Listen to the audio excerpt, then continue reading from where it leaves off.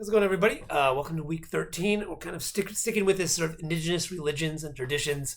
I looked over everybody's um, Padlet on Polynesian traditions and religion. I think everyone did a really good job. Part of that was I wanted people to kind of read it and then tell the story themselves. Because, I mean, a lot of these, not just Polynesia, but also America, but any religion in general, is a lot about stories. It's not just reading the stories, but be able to communicate those as well. So that kind of, I sort of just wanted you to sort of talk about it. And I know that some people have heard a lot of stories, and I think it's good to share those stories. So great job. And then also like what they mean. It's also good to not only tell the stories, but explain how it relates to you. So I think everybody did a good job on that. Thank you for that. I enjoyed it. Learned a few stories that I'd never heard before. So I appreciate that. This week we're doing the Americas, North America, Central South America. Similar to last week, I just kind of wanted to give sort of a historical overview of how people came to the Americas, similar to how people migrated to Polynesia, and that there's multiple people came, different waves of people came, brought their language, brought their traditions, which are replicated throughout much of North, Central, South America. Again, very diverse region. It's not like a monolithic indigenous. There are people live in different regions, have different stories. Again, I couldn't cover all of them. I mean, people take, people major in, major in indigenous studies, get, whole libraries full of these studies. So I just wanted to kind of, draw from my experiences. I recently went to Northern California and hang out with some indigenous or learned from indigenous peoples about their traditions, and the Yurok, the Hupa tribes. So I thought that was really interesting, particularly this idea of salmon and the centrality of salmon to those worlds, and then how that relates with the Klamath Dam removal. I thought it was a nice correlation. Gave a lot of videos about that. The other was Algonquin, sort of around the Great Lakes. And the book Braiding Sweetgrass is a really good book about weaving traditional knowledge with sort of scientific knowledge.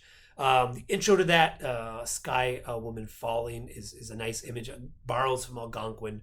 You only have to please just read the introduction. If you want to, the first 3 chapters are there. That was just the PDF that was available. I mean, it's a great book. I would encourage reading the whole book. If you're looking for a book to read over break, it's great. But the first one really sort of captures this idea of, again, another creation myth, how the world comes down and the importance of that for Algonquin societies and stories. And the last one, just a little more modern tradition of the ghost dance that, as history is, and people are very aware of it if you've lived in Hawaii, that there was definitely the European contact phase of that drastically altered societies.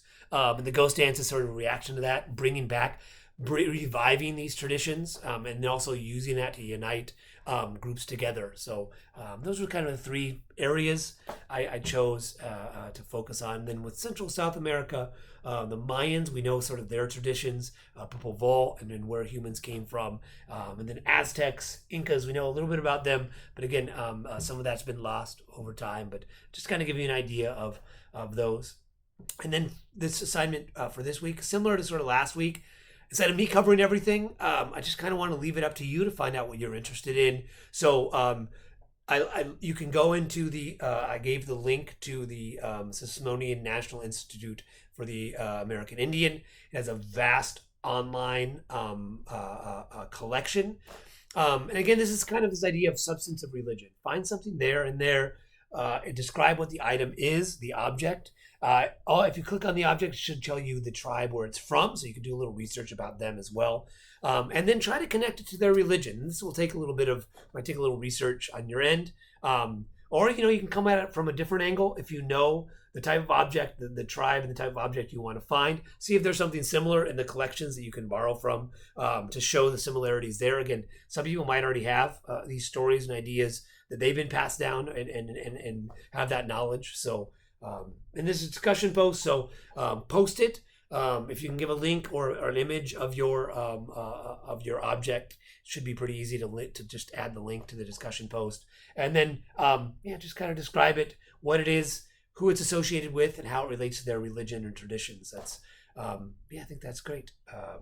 And again, you can just go with what you're most interested in and want to talk about. Great. I think that's it for this week. Have a good rest of your week.